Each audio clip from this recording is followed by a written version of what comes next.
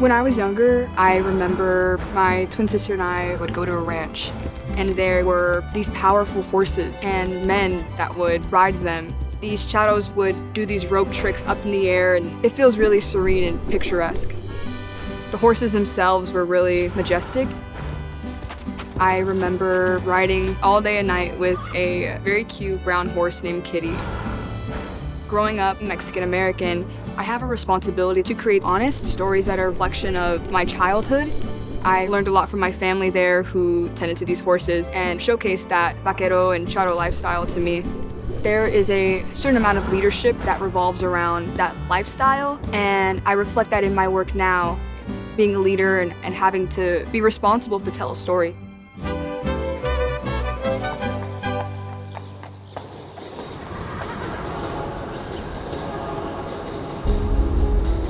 Memory and storytelling have always been one.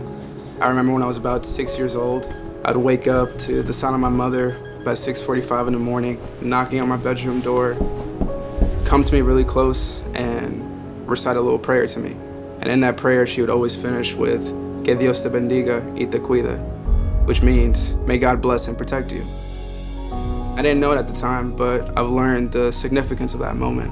And I think it was her way of saying, I'm not sure if I'll see you again, but I'm always with you.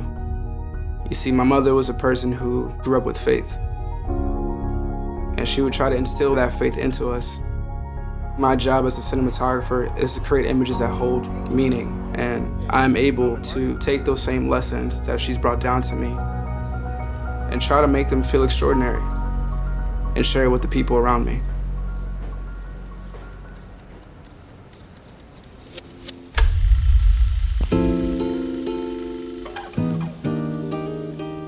I've always felt closest to my culture when eating the food. And a big reason for that is because of my abuelita. Abuelita was always cooking up something good in the kitchen.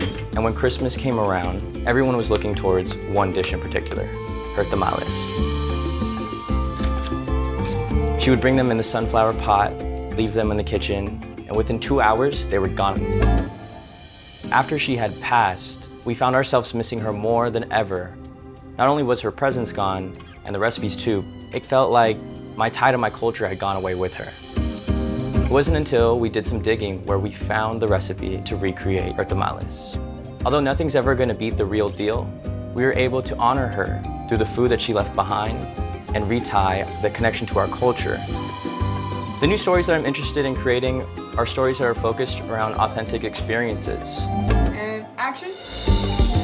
Stories are like recipes. The better that we preserve them, the better that future generations can enjoy them.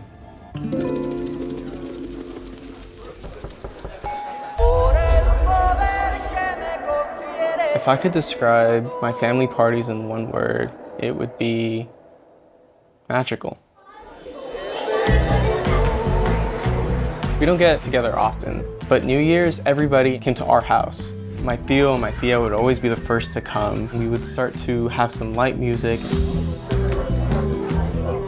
But as more people started to come, the more crowded it got and the more alive the party started to feel. It creates a sense of passion and love.